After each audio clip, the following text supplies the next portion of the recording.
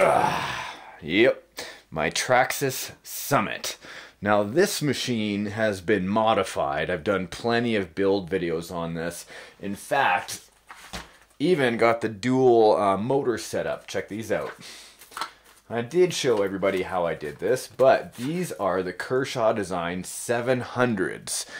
You can get higher ones, the 900s, but basically it rips the transmission apart. It's a lot of torque for what you need. But for this machine, you'll see it's a little bit dirty. Again, it's winter time, so it's maintenance time for me. It's super duper cold outside right now, so I don't mind working on my rigs. RPM plastic arms, which is actually a better upgrade, a little bit more of a stronger upgrade. Plus, I also have the MIP drive shafts, both front and in the back.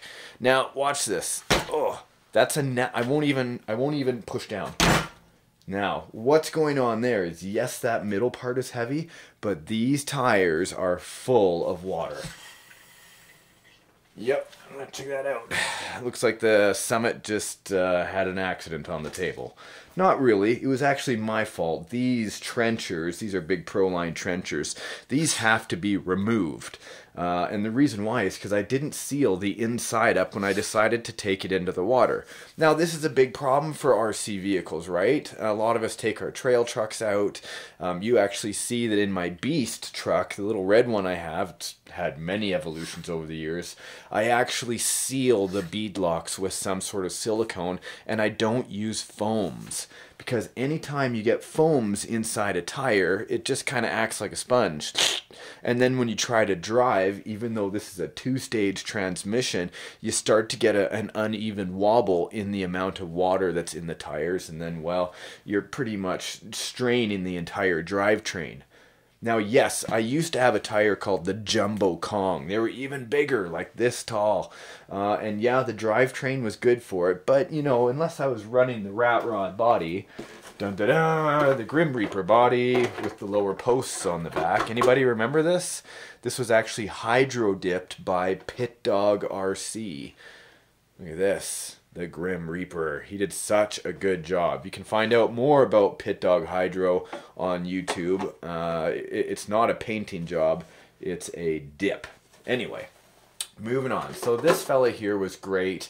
It looked good, but I kind of want to introduce my old, I still have this, man. This is the original body that came with it. It has this exo cage on it, and yes, I could buy the exo cage again, but I already have this one. And with the with the other body, I couldn't run the cage, but I'd like to. I just want to get away from this red scheme. So I did order the Apocalypse body. I think that's what it is. I can't remember properly. So I can still take the cage, use it on the new bod, and do some sort of like fugitive recovery vehicle. That's the idea. But today I just wanted to clean it up, and the issue I have with the water and the tires, I've got to totally, you know, these are sealed. I'm going to do my best to empty the water out of them, but I could boil the tires. It takes 3 hours. Chances of me doing that are pretty slim, unless I did it out at the racetrack. But I can do that later in the spring. I do have new tires on the way, new rims as well, aluminum bead locks that'll be able to seal up so I don't get any more water in there, and probably just run foamless. Look at this. Just pours out of there. Normally it's like if it's muddy water, it's like chocolate milk. Anyway, today with all that going on, I noticed that this motor is actually slipping away because of all the uneven spinning. So I didn't add any washers to the dual motor mount plate, and that's what I'm going to do today. I'm going to remove these, clean up this section, which won't take very long, and basically wait for my delivery to come of the new tires and the body and whatnot. So a little bit of maintenance work today. First thing I gotta do, of course, wipe up all this water. And you know, if it sits there a long time, that water is going to be nasty, and eventually it'll start breaking down the foams.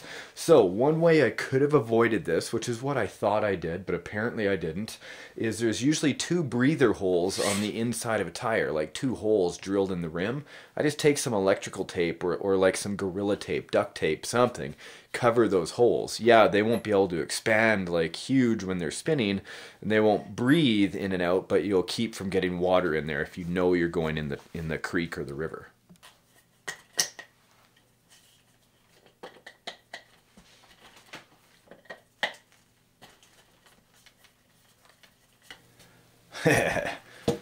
One, two, man, that's heavy. Way heavier than they're supposed to be. There, beautiful. Now, even though I've been gross about this already, let's see, I'm looking for the holes on the inside. Oh yeah, they're on the inside of the rim. Check that out, hey?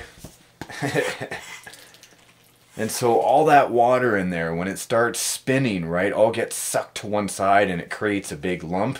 And then, of course, it just creates an issue while the tires are rolling.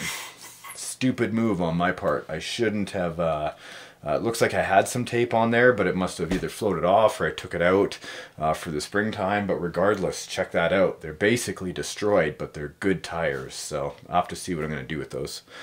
Alright, so when I'm looking at the arms and the complete steering structure, when I remove the tires, I'm always checking to see if these boots are ripped, right? Because it's going to stop dirt and grit from getting on the inside of that ball pin, which is really what this whole thing is attached with to the arm. There's a pin that goes through and screws into the arm there.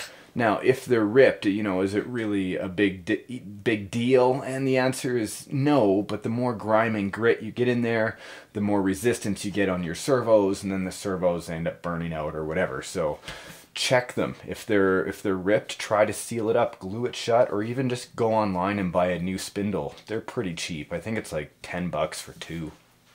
Okay, and so looking close at my gear mesh, I can see the culprit is on the left-hand side. You can see that right here, there's a gap. That shouldn't be there. It should be like the other one. So what I'm going to have to do is add a washer here to this screw and a washer here, just to kind of tighten it up, because when I'm tightening it, this aluminum in the back is a bit soft and it moves with all this torque. And if you have a pinion gear moving like that, you can round out that giant spur gear and then you're not going anywhere. Oh, now hopefully I've done these up tight. Hopefully I can, yeah, crack them free. One. Get the bottom one. Sorry, I'm all hands. There we go. I might as well remove the cooling fin that I have, since I know I've taken this in the mud and I know these motors have taken a beating. I'm going to run some motor degreaser through it. Motor cleaner and degreaser from CowRC. I use this a lot, actually. It runs and works really well. Now, I'm going to change the camera angle and shoot some of this in here. It's an evaporating spray, and I'm going to put a cloth underneath to see how much dirt comes out. There we are. So a lot of fine grit and silt coming out. Actually, that's actually very much better than I thought it would be. Check it out. Still, yeah, all that's from inside the motor, so against the brushes and whatnot, that's not doing it any favors. But if you keep everything clean and tight, then you're going to have a working rig while you're out on the trail. And that's really what you're after, so I don't mind doing that a little bit. Some of you might be wondering why my ESC is back here, and I'll say that I had to move it due to adding the second motor. But really I want to touch on when I was just cleaning this motor out. That just goes to show you these little outer wires that protect it on the outside but still let the motors breathe. That shows you how much dirt has actually kept it from getting onto the inside. So that makes me happy. Glad to see that. I'm just going to add the one screw on the bottom. Nothing too tight yet. And I didn't really position it yet. I will, but I wanted to get that started. Let's get this one started up top. Just like that. So now it's still sliding around. I can see with the motor mesh, it's pretty darn close. I'm just going to get a piece of paper here. Something simple. Put a piece of paper in there. This has given me the gap in between the spur gear and of course the pinion. And here's where I'm going to tighten it up. Now I've got those washers in the back. There we go.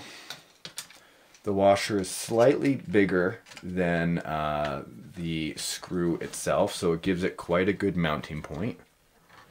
Nice and tight. And I can turn that out. Look at that.